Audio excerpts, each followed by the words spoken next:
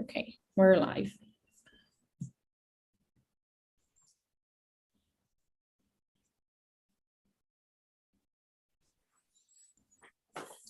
I think we can get started then. So hello everyone, welcome to another talk in our webinar series. This webinar is also being streamed live on YouTube. You can find the link on our website or access it on our YouTube channel, Linea MCTI. Today we have the honor of having Dr. Vincent Desjacques, a professor and researcher from the Astrophysics and Cosmology group in the Department of Physics at Technion in Israel. Dr. Desjacques' research encompasses various aspects of the formation and evolution of structures in the universe, from its initial conditions to our present epoch. He works on developing physical models and statistical methods for the large-scale structure of the universe in order to properly interpret observational data and maximize the information that can be extracted from future surveys. Dr. Desjacques, thank you so much for being so kind and having accepted to give us a webinar talk today on such an interesting topic. The floor is yours. Thank you for your kind invitation. So I will talk about dynamical friction and focus on the circular case. I will explain what it is about. This is work in collaboration with Robin Bühler, one of my PhD students, and with my colleague Adi Nasser. So that's the outline of the talk. I will start with the, concise overview of dynamical friction before explaining how one can solve the case of a circularly moving perturber with a multiple expansion, basically. I will discuss, preliminary results in the case of a gaseous and a fuzzy dark matter medium, and then I will conclude with some outlook. So I must say that all this started during the corona, like a year and a half ago, so it's a sort of new topic for me.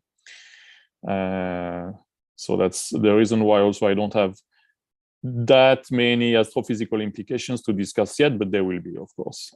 So let me first of all tell you what is dynamical friction. So consider a perturber, the red spot here. Okay, let's assume that it is massive for simplicity, but this doesn't have to be the case. Let's also assume that this perturber, this point-like or compact perturber, is moving on a straight line. And so when it encounters a star in the field, like what I'm drawn here, the later gets deflected according to what is shown on the figure, as we know very well. Now, when it encounters not a single star, but a distribution of stars, then these deflection, they basically add up and produce a trailing density wake at the back or behind the compact perturber. And so the dynamical friction is the gravitational drag force experienced by the perturber due to this overdensity wake. So it's all about gravity, basically. And let me say two more things. So, well, first of all, in this problem, energy is conserved. So the energy that is lost by the perturber is an energy momentum lost by the perturber is distributed among the stars. First thing. Second point, the medium could be anything. Here, I picked up stars. Like in the pioneering paper of Chandrasekhar from 1943, who was the first to point out this effect of dynamical friction, but we could replace stars by dark matter, by gas, and you still have dynamical friction because, of course, gravity is always present. And then, although my poor sketch of the density wake would tend to suggest that the density wake is actually like some local enhancement behind the perturber, it's actually not the case. In fact, it's a really global perturbation.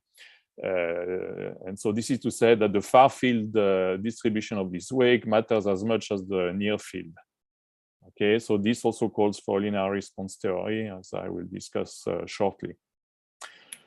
So what are the astrophysical implications of dynamical friction? Well, dynamical friction is actually ubiquitous in structure formation, right? It is responsible for the merging of dark matter halos and galaxies, for the slowdown of spinning galactic bars, for the coalescence of compact objects.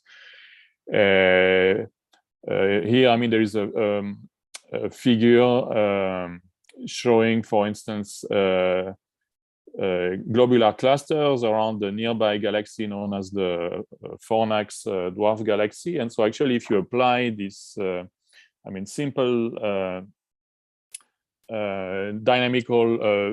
simple dynamical friction model to this galaxy, what you would predict if the stars of this galaxy are truly embedded in a dark matter halo, that the galaxy clusters that are shown here as a circle should have long ago merged with the galaxy. So the fact that we still see them as separated from the galaxy, is what we call the Fornax timing problem. So dynamical friction is really, is really an important aspect of the formation of structure. And so that's the reason why, after the pioneering work of Chandrasekhar in 1943, a large number of papers carried out analytic calculations in order to understand better what's the physics and how the medium and how the properties of the point mass change this dynamical friction. So analytic calculations commonly assume that the perturber is a point mass.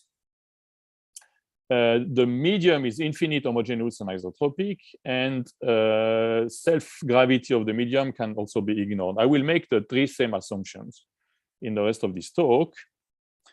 In order to illustrate how you actually compute dynamical friction in practice, let me consider the case of perturber moving in linear motion in a gaseous medium, so in an infinite, homogeneous, and isotropic gaseous medium. So this case was worked out in a very nice paper by Ostreicher in 1999. So let me just summarize the calculation briefly. So what you start with is basically you start with continuity and momentum conservation equations for the fluid, and then you add a perturbation in the form of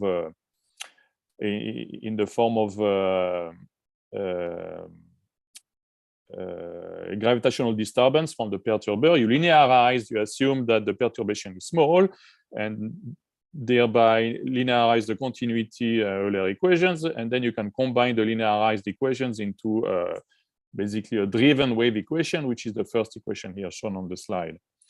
Okay, here alpha is the wake, density wake over density, and rho p is the density of the perturber, which is assumed to be point-like.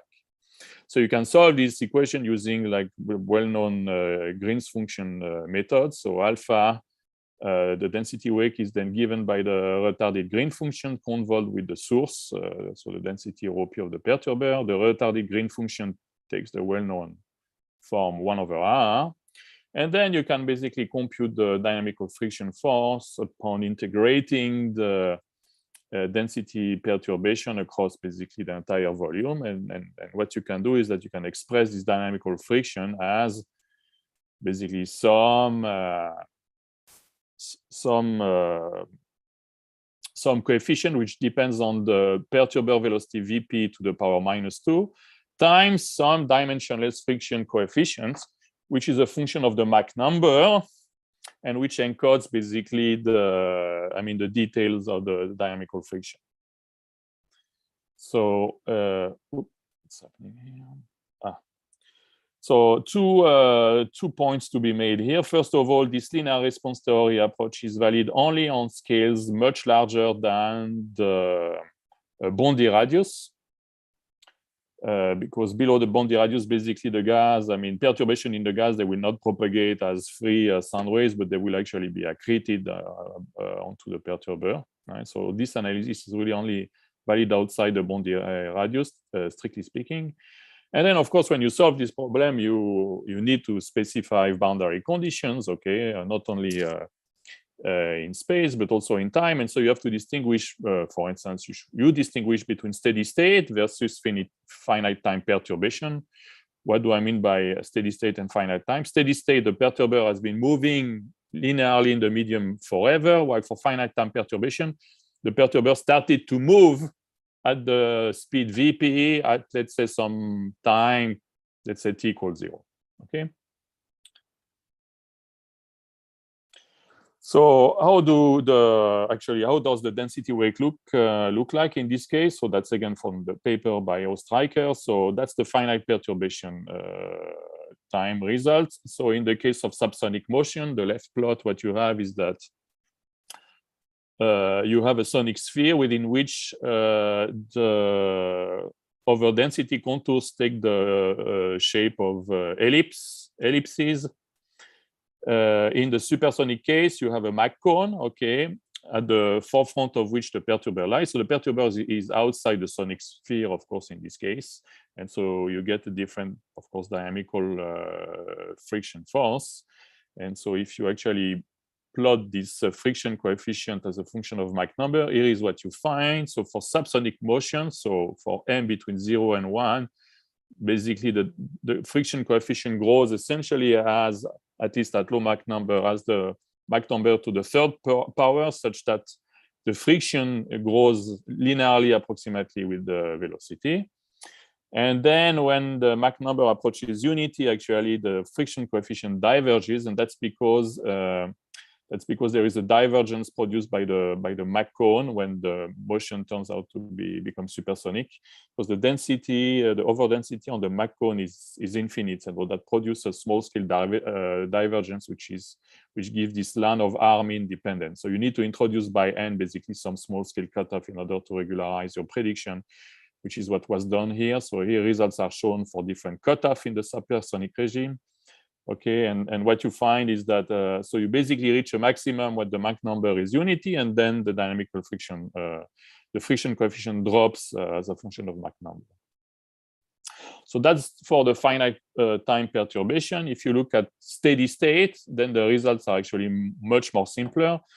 So in the subsonic case, there is no friction, and that can easily be understood from the symmetry of the density wave, because now if you take the sonic sphere to be infinite, you see that the perturber will always lie at the center of all these ellipsoids. So by symmetry, there is no friction. The calculation is slightly, I mean, the reasoning is slightly more involved in the supersonic case, but you basically get, in this case,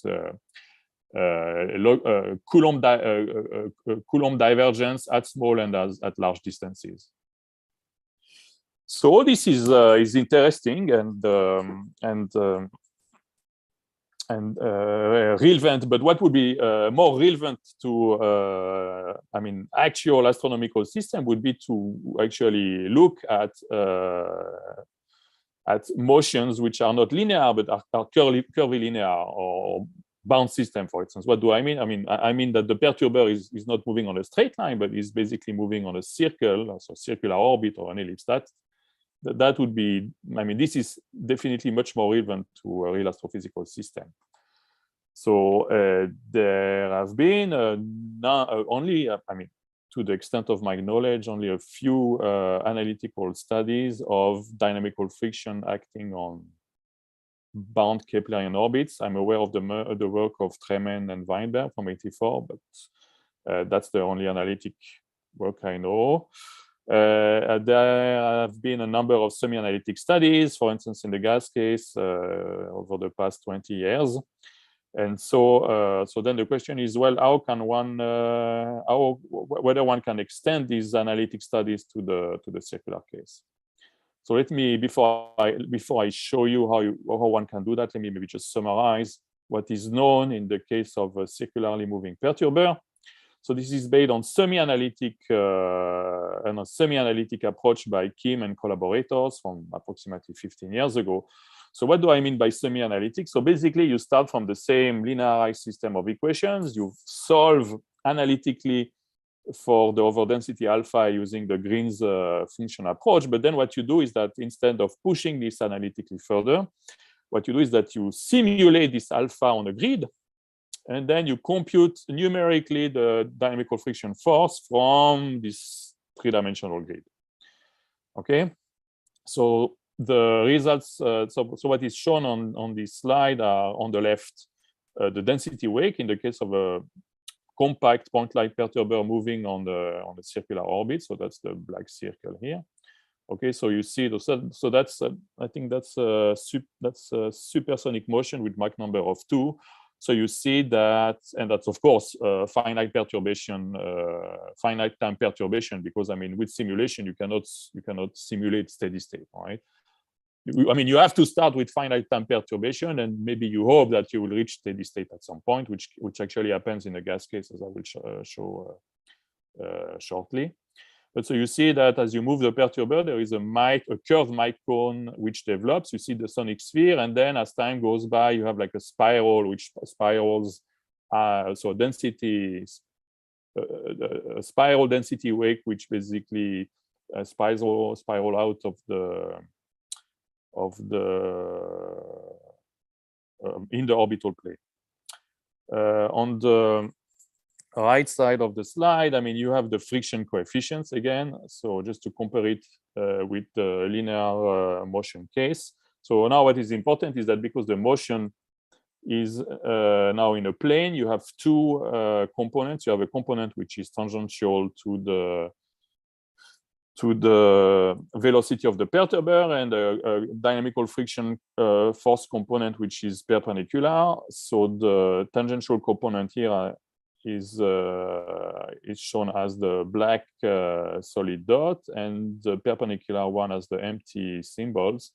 So you see again that when the Mach number approaches unity, you get the maximum friction, and then the friction either drops to 0 for the tangential part, or it stabilizes around some constant value for the perpendicular part. Okay, I also want to stress here that the sign here of the friction coefficient is such that in the tangential direction, you have really a drag. Okay, so the force is acting opposite to the motion of the perturber, while in the radial direction, the force is actually directed towards the orbit center. All right, so it's attracting the perturber towards the center. So the question now is, okay, is there a way to extend the analytic studies carried out for the linearly moving perturber to the circular case? And so that's basically what we did. So I started this project during the corona, and we finished it like a year ago. And so I will in the coming slides, I will basically show you how you can do that, how you can solve analytically the circular case. And the reason why it's interesting, again, it's not only because it's more relevant to astronomical system, it's also because if you have an analytic solution rather than a semi-analytic or numerical, well, then you can explore, of course, a much wider range of parameters and also fully get maybe deeper physical insight. So you start with the same equations, okay, the same linearized continuity and momentum conservation equations. You solve for the overdensity alpha using the Green's function approach, and then you write down the dynamical friction force as a convolution of the overdensity and the 1/r² force kernel across the entire volume. But here comes the difference with previous analysis, is that the retarded Green function, instead of using the configuration space expression for it, which is basically just 1/r, we actually use its Fourier space expression. So in terms of basically as the Fourier transform of a propagator with poles in the complex plane. And then comes a long calculation during which you basically what you do is that you expand part of the complex exponential. Then you project the force actually on an helicity basis defined relative to the orbital plane. You use basically you do a development of the complex exponential in spherical harmonic. You use angular momentum conservation to reduce the sum over the multiples, etc., etc. And after turning the crank long enough, you end up with like an expression for the dynamical friction in terms of an infinite series over multiple. So you can show that you can write this dynamical friction force in terms of a complex friction coefficients, the real part of which gives you the friction force in the radial direction, and the imaginary part give you the friction force in the tangential direction. And this complex friction coefficient I of the Mach number depends on quantities basically which are labeled as S here. Okay, they are function of the multipoles, the azimuthal number m, the Mach number curly m, and possibly the time if you're not in steady state. Now, what are these quantities S? They are basically equivalent to scattering amplitude in basically in quantum mechanics or whatever. Because I mean, you can essentially think of this dynamical friction calculation as only as a scattering problem, right?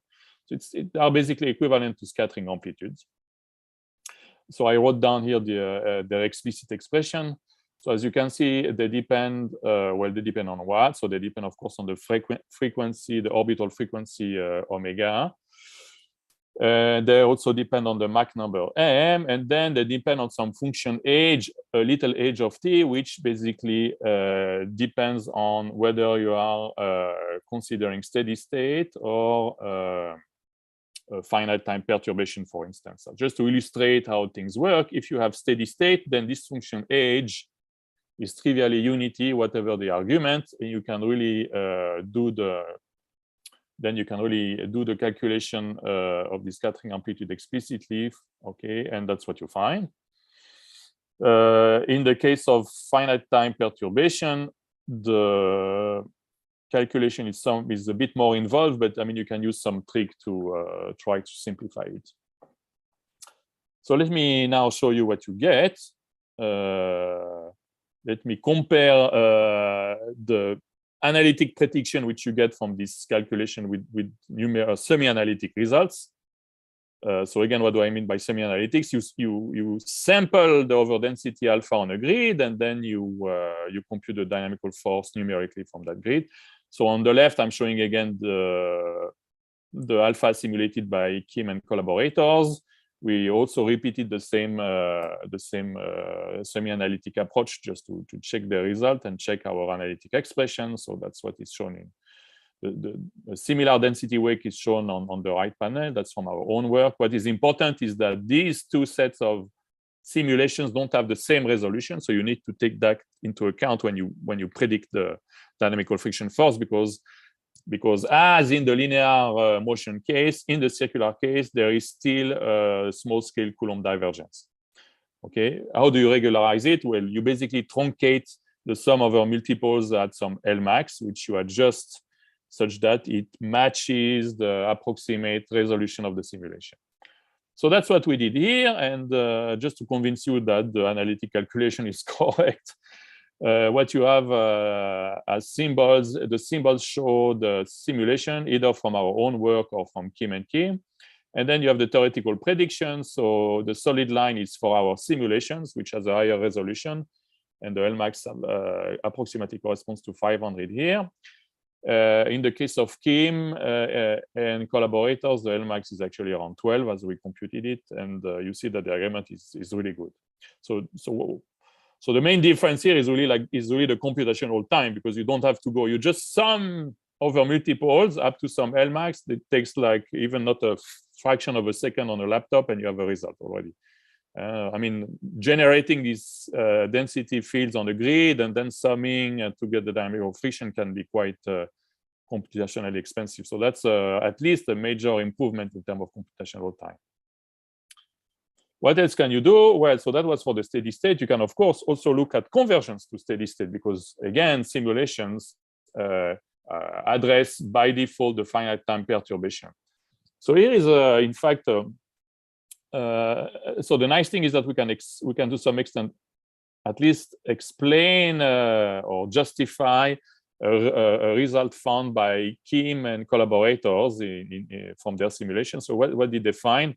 They find that when they do the finite perturbation case, they find that no matter what's the Mach number, the dynamical friction force appears to converge to steady state. Okay, so basically it becomes time independent after exactly one sun crossing time of the system, or in the unit shown here on the figure, when the time is equal to 2. Okay, in unit of the orbital radius r naught divided by the sound speed cs. And so you can actually explain this. We can actually prove that this is an exact, okay, this is an exact result. You can prove by working out the finite time perturbation case as we did, that steady state is reached exactly after one sun crossing time, regardless of the value of the Mach number. I don't have at the moment a good physical intuition for why this is the case. I would say the physical intuition, I mean, I would say that I get it for supersonic motions, because I mean, when the motion is, I mean, strongly supersonic, after, I mean, within one sun crossing time of the system, I mean, the perturber will have completely the number of revolutions. Okay, and so it makes sense to expect that you reach steady state. What is more surprising is that even when the Mach number is very low, so the perturber only does a small fraction of one revolution, you already achieve steady state. That's more puzzling, and I must say I still don't understand this fully. So that's for the gaseous case. Now let me, unless you have questions here, let me move to, there is one more thing I wanted to say. Because so far I considered only one single perturber, but there is something even more interesting you can do, is to look at a compact binary, right? And so this case was again numerically studied by Kim and collaborators. So I'm showing on the left the density wake, okay, produced by a compact binary. On the right, I'm showing what they found for the friction coefficients. I want to say that you can solve this case entirely analytically using the same multiple expansion approach. And here is what you find. So you have here again so in red, you have the imaginary part of the friction coefficient, so that controls the drag tangential to the motion. In green, the radial component of the dynamical friction. The symbols are from the simulation of K-metal for a equal mass binary, and the solid curves are our theoretical prediction. As you can see, the agreement is very good again. So now let me move to now the second part of the talk, which is to ask, so what happens if I replace the infinite gaseous medium by, let's say, a medium of dark matter, but I mean, I didn't pick up like cold dark matter, but I picked up fuzzy dark matter, because there has been quite a lot of interest in this model in the literature recently. So what is fuzzy dark matter? So fuzzy dark matter is an extrapolation of the QCD axiom to an ultralight particle with mass much less than 10 to the minus 10 eV, which is basically the lower bound for a QCD axiom. So when you have such low masses, basically what this implies, it implies a very strong delocalization of the fuzzy dark matter particle, okay, owing to the Heisenberg uncertainty principles, and at the level of cosmic structure. Basically what this does is that it smoothes structure on the scale of the de Broglie wavelength of the particle. So just to give you an idea, if you take a particle mass as low as 10 to the minus 22 electron volt, then you get a de Broglie wavelength, which is approximately of 1 kiloparsec, so on galactic scales. So one more intuition about fuzzy dark matter. I mean, if you take a WIMP, you typically have, let's say, at most one particle per meter cube. But if you take fuzzy dark matter, because the mass of the particle is extremely small, then you have actually 10 to a large number particle per centimeter cube. And so the implication of this is that fuzzy dark matter is in the form of a Bose-Einstein condensate, characterized by a single wave function, psi of TR, yeah, which is a complex number and not a quantum operator. And so as such, it is described by a Schrödinger equation of this form with a nonlinear potential, which of course reflect the self-gravity of the medium. And so this system of Schrödinger equation plus Poisson equation is known as the Gross-Pitaevsky-Poisson system. So what is interesting is that this wave-like description, you can transform it into an hydrodynamical description through a transformation known as the Madelung transformation. So you basically express psi as the following. You express it as the square root of some density rho times a complex phase, and the phase is related to, is basically the velocity potential, essentially. And then you can show that if you apply this transformation to the Schrödinger equation, the real and imaginary part of the Schrödinger equation split into the well-known continuity and momentum conservation equations.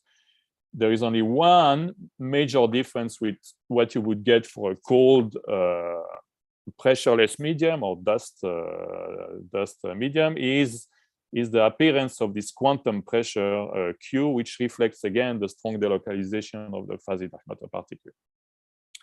So in principle, what you could do is the following: is that you could solve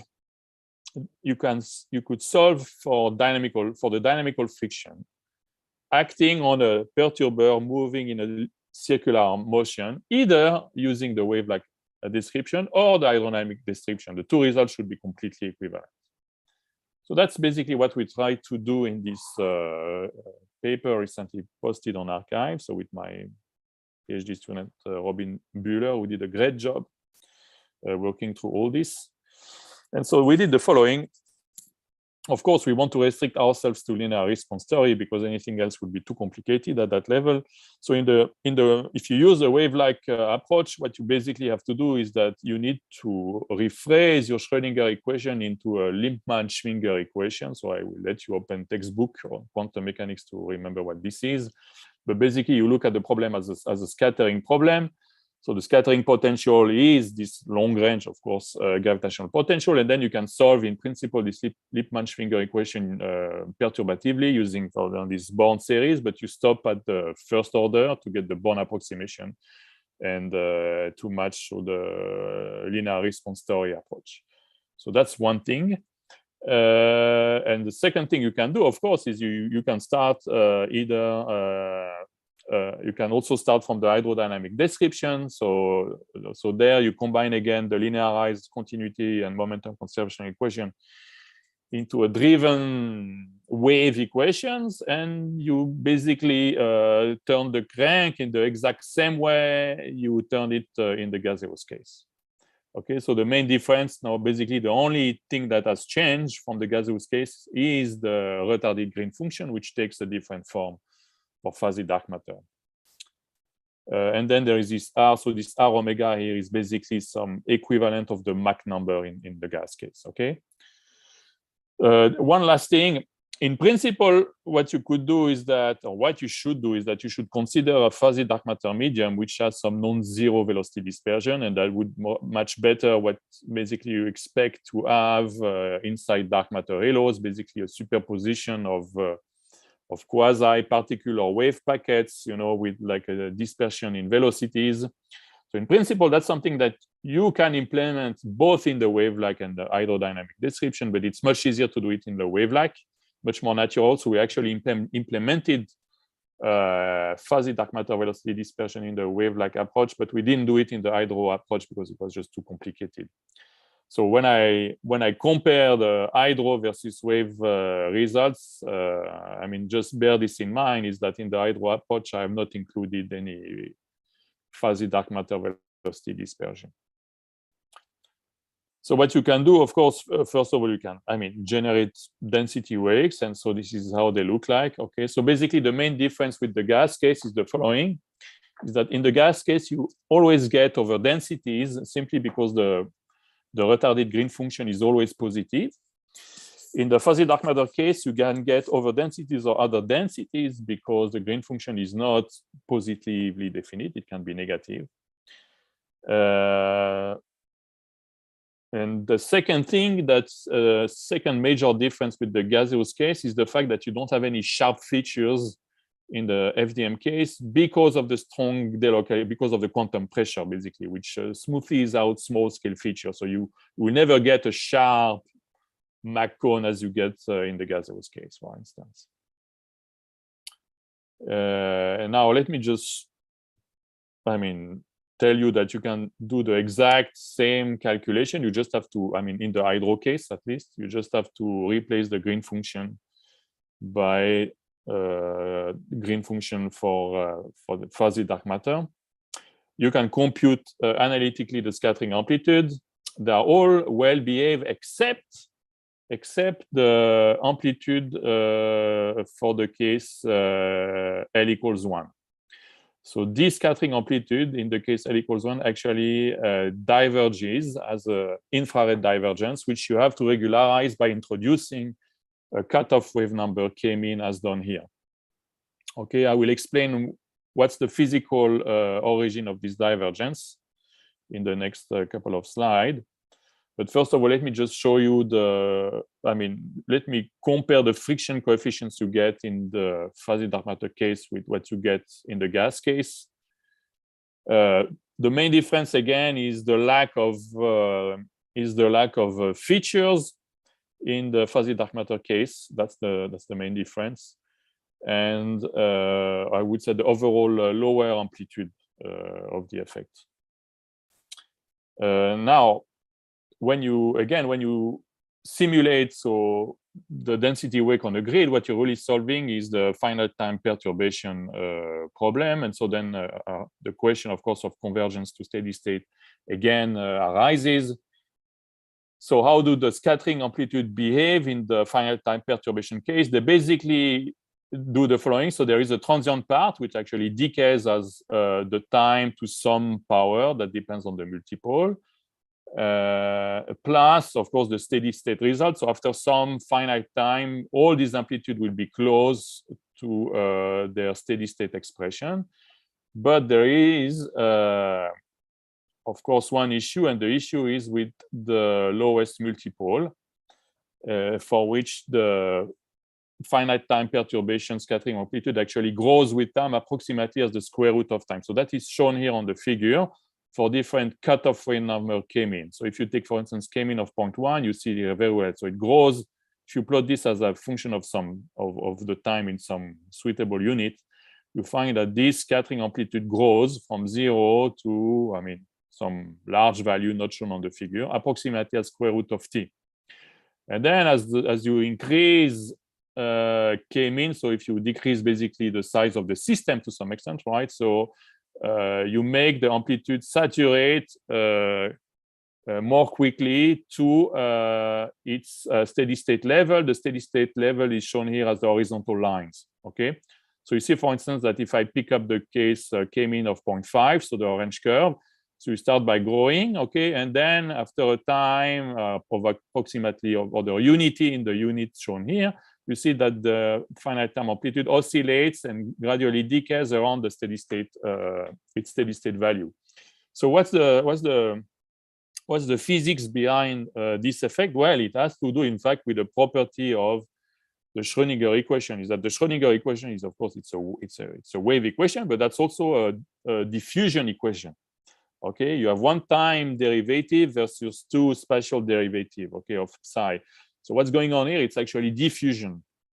Okay, when you start moving the perturber in the fuzzy dark matter medium, at the beginning, you have a diffusion, basically in the radial direction of the density wave until the perturbation reaches the size of the system. And only when the perturbation has reached the size of the system through diffusion, does this amplitude start oscillating around the steady state, oscillating and converging toward the steady state result. So that's really about diffusion of probability amplitude, but diffusion of the condensate wave function. And so you can actually compute the characteristic timescale for diffusion. That's what I wrote here at the top right corner. And this characteristic timescale is shown as the arrows on the figure. And you see that there is a very good match between the theoretical prediction and what we actually recover from the simulation. And then what you can do, of course, you can compare the hydro and the wave-like implementation. That's what we have done here. So for the wave-like implementation, again, we don't have a fully analytic result. We only have a semi-analytic result. So we really have to sample it. We really have to sample overdensity alpha on the grid, and then numerically evaluate the dynamical friction force. That's what the data points show here. Of course, in the finite time perturbation case. For in the hydrodynamic approach, we can really solve analytically, fully analytically, the problem, and so we can do this both for finite time perturbation and steady state. And so the results are shown as the solid curves here.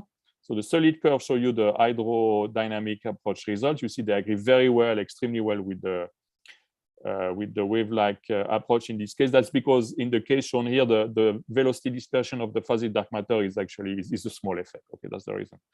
And then you also see that, so in the case shown here, the radial force keeps growing because the system, the diffusion has not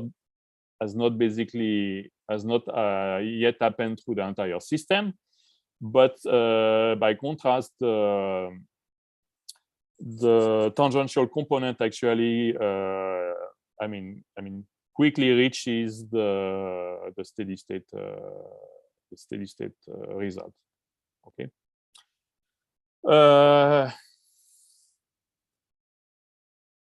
Now, a couple of implications to conclude. I mean, first of all, what can we do with this result? Well, we can revisit, for instance, the analysis of Hui et al. Of the orbital decay of the Fornax globular clusters. So what they did is that they also solved the dynamical friction in fuzzy dark matter, but for a perturber in linear motion. So that's what I call here FDM linear, and they try to estimate the expected orbital decay timescale for each of the 5 globular clusters, assuming some FDM profile, etc. And what they found is that is what is highlighted in red here, is that these timescales are typically much larger than the timescales you would get in the cold dark matter case, okay, which I've not highlighted. We repeated the same calculation using our circular motion result, and reassuringly we find results. Predictions which are within at most a factor of 2 of the results of Lime-Hu. So at that level, it doesn't make.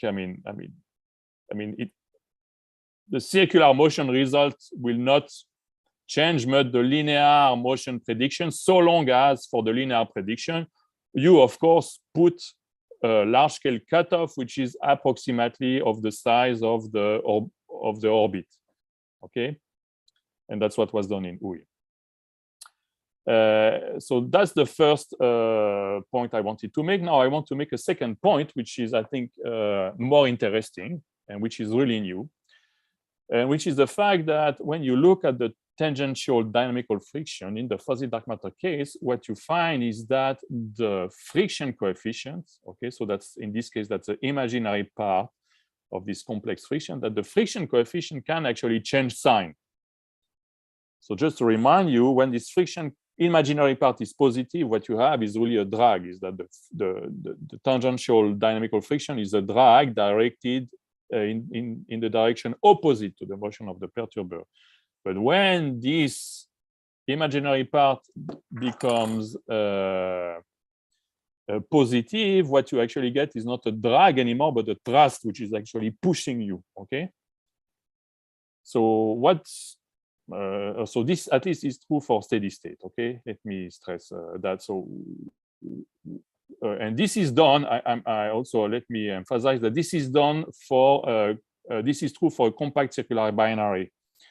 This is not happening for a single perturber. This is only happening when you have a binary, and so the region in which the tangential drag become a thrust depend not only on the value of R omega, the equivalent of the Mach number in the fuzzy dark matter case, but also on the mass of the binary component Q1 in this case, so in unit of the total mass. But what are the implications of this? Well, the implication is the following: is that what this could lead to the stagnation of binary spirals. So that's something which we explored using a simple toy model, in which we basically assume that compact binary basically goes through an adiabatic sequence of circular orbit. So you can write down you can basically translate the evolution equation for the angular momentum, of course, in the center of mass frame, as written here, to an equation for the time dependence of the orbital radius R0. And so what we did is that we considered energy gain or loss from dynamical friction. That's the first term on the right-hand side of that equation. And also loss of energy angular momentum by gravitational waves. So the sum of these two contributions gives you like a function f, okay, which is a function of the orbital radius R0, and which can have stable fixed points provided that it vanishes, okay, for some R0, and provided that its first derivative relative to R0 is negative. And it turns out that for the case we considered, let me first of all ignore a loss of energy momentum and gravitational wave. So ignore the vertical colored lines here in the figure. Just focus on the solid black curve.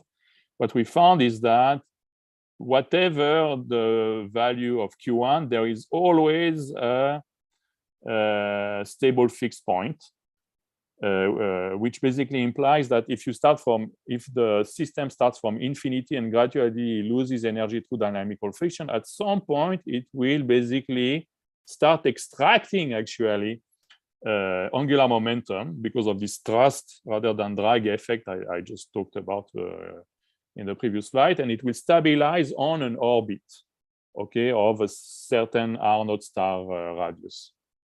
When you add loss of energy momentum by gravitational waves, what you do is that you actually prevent this effect for happening when the value of Q1 approaches 0.5, so equal mass binaries.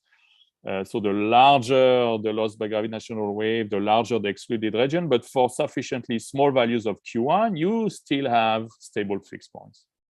Okay, so that's something which is, I think, quite interesting and not obvious at all, because usually when you think of dynamical friction, you always think of the perturber dissipating angular momentum in the system. But I mean, here apparently you have you have a counter example which we have started exploring further. And so I will conclude here with an outlook.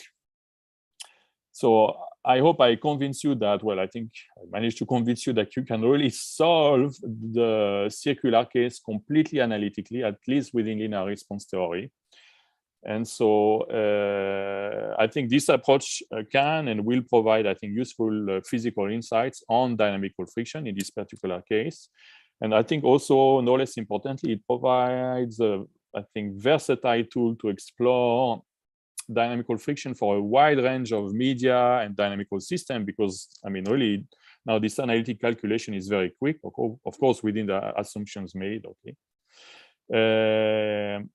So we are currently including, we are now exploring the effect on eccentric orbits.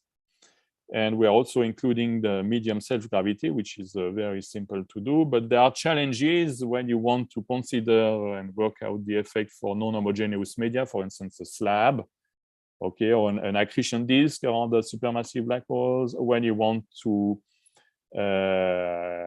put realistic boundary conditions, at least inner boundary conditions, or at the level of the, let's say, the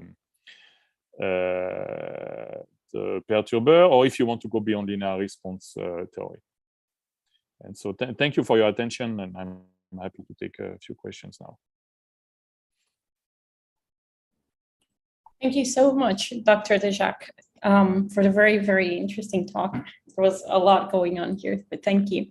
I think you managed to make it accessible to everyone.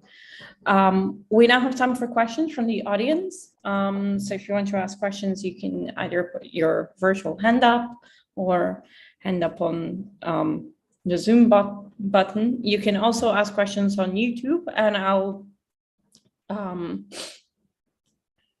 read them out here. Sorry, I'm looking at the YouTube page.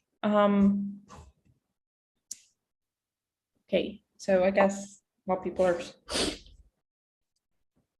haven't asked anything yet. I'll go ahead. I have a few questions. So regarding some of the slides that you showed with the results from simulations, that was in the first half of the talk. I didn't. Yes. Can you? So Here, like, for instance. Yeah. Can you explain the color code? Okay, so the color code. I can explain what is going on in our work, because in the work of Kim et al, I don't remember, but in our work, the color code is, so it's a log scale.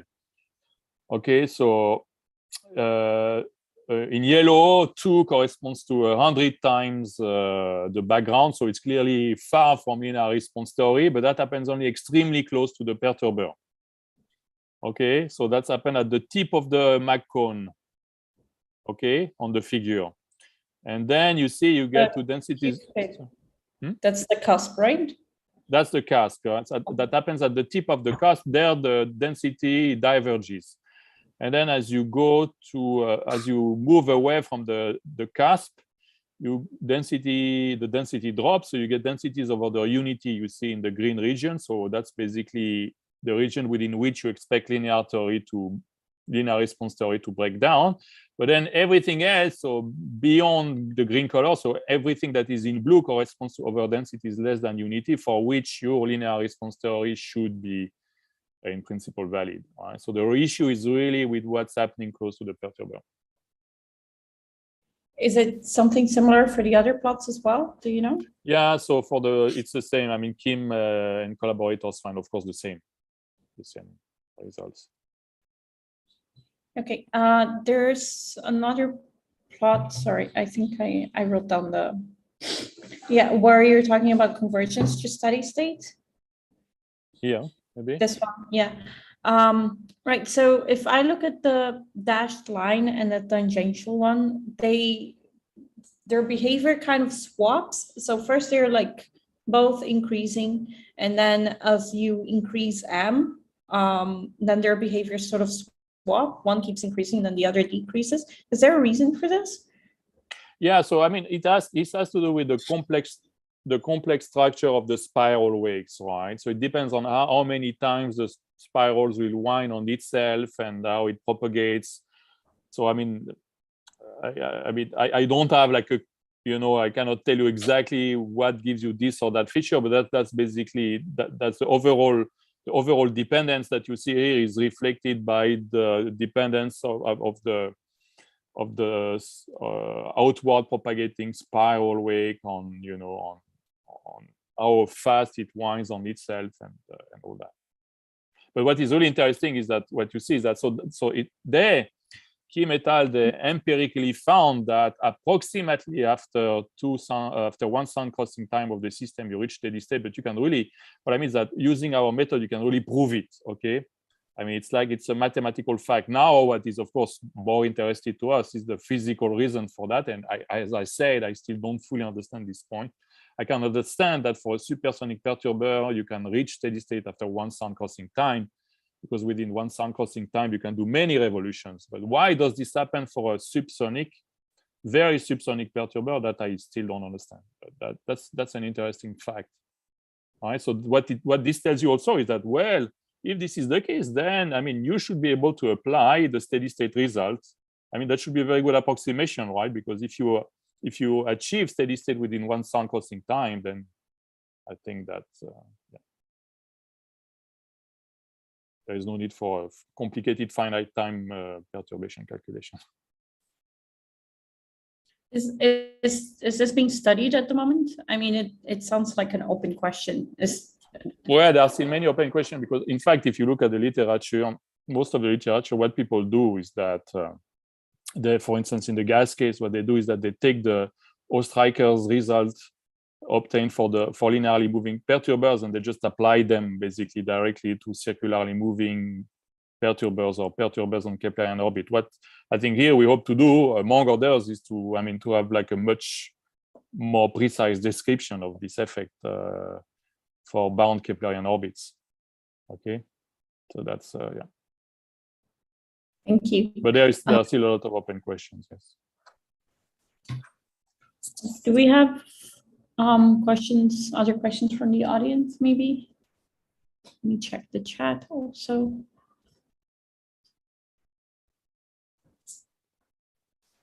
Okay, no, sorry, let me check YouTube as well. Tons of open windows here. Okay, no. So Dr. Desjacques, we're mostly observational. So I have to ask this question. How does your work compare to data? Do you have plans of, comparing? Can it be compared, because this is more dynamical, right? So you might need more observations, or so what you could do, for instance, what you could do is, I think it's difficult to see dynamical friction in,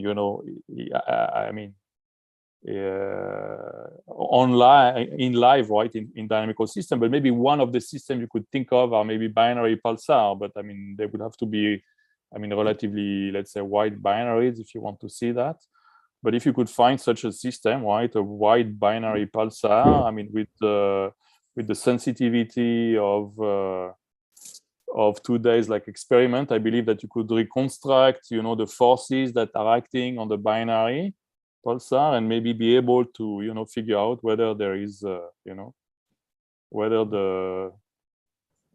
there is dynamical friction acting, or that's one possibility.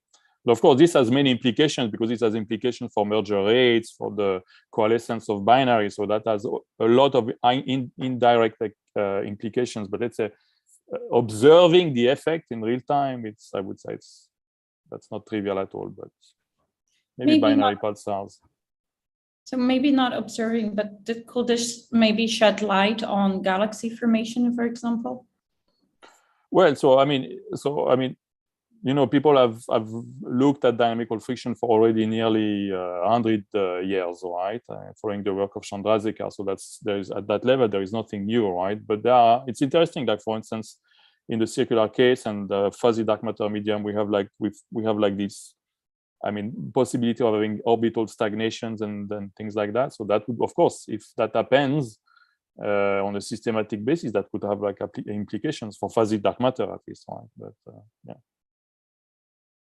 But I think at the level of I think the main implication that I can see at the moment is that, okay, now we have a tool, okay, which is versatile and which can allows you to explore this effect in realistic astronomical system, and probe a much wider range of parameters. I think that's very interesting. Thank you so much. Okay, we're at the hour, so if there are no more questions, we will wrap this up now. The presentation will be available on our website and on Linea's YouTube channel. Thank you everyone for attending, and a very special thanks to Dr. Desjacques. Everyone have a great day, stay safe, and I hope to see you all again in our next webinar. Thank you very much. Thank you. Thank you. Bye-bye. Bye-bye.